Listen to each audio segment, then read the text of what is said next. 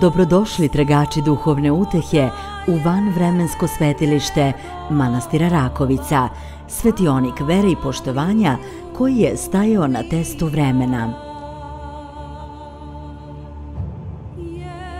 Pridružite nam se na našem YouTube kanalu dok krećemo na put kroz sveto dvorište ovog istorijskog manastira, strmog u zaostavštinu patrijarha Pavla.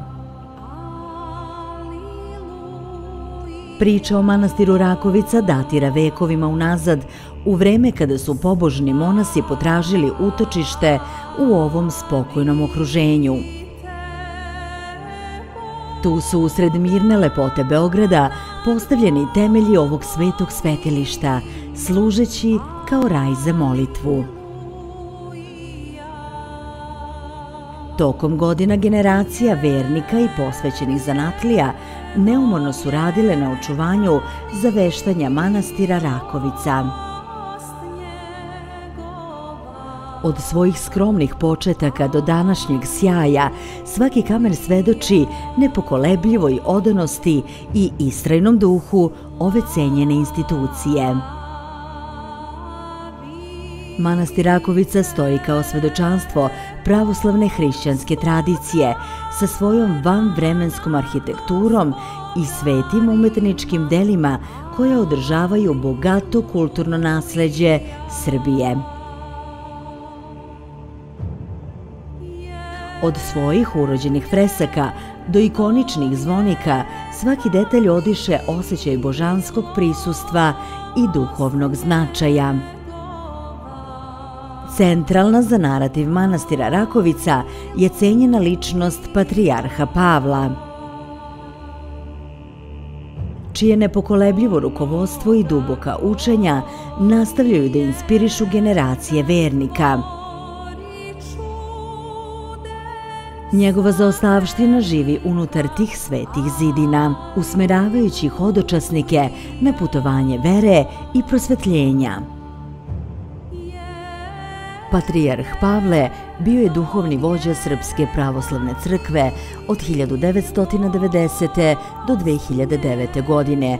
Bio je čovek duboke jednostavnosti i neumorne posvećenosti svojoj veri.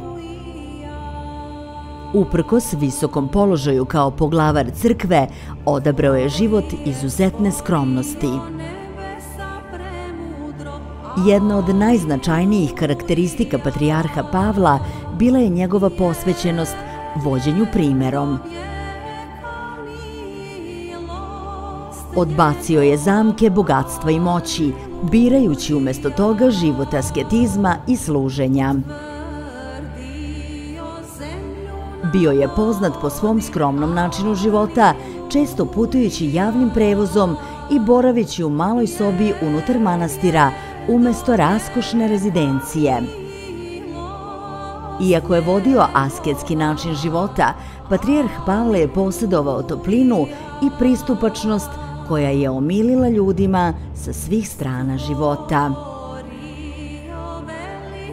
Poznat je po tome što je svakog koga je sreo pozdravio pravim osmehom i dobrim rečima, tretirajući svaku osobu sa istim stepenom poštovanja i saosećanja, bez obzira da li su bili visoki zvaničnici ili skromni vernici. Patrijarhu Pavle skromnost nije bila samo stvar ličnog izbora, bila je duboko ukorenjena u njegovom razumevanju hrišćanskog učenja.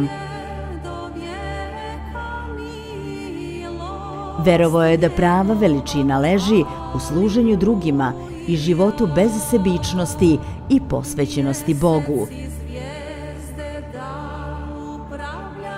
Njegov primer inspirisao je brojne pojedince da preispituju svoje prioritete i prihvate vrednost skromnosti, saosećanja i ljubavi prema svojim bližnjima. Tokom svog mandata kao patrijarh Pavle ostao je glas razuma i moralnog autoriteta, zalažući se za mir, pravdu i pomirenje uprkos izazovima.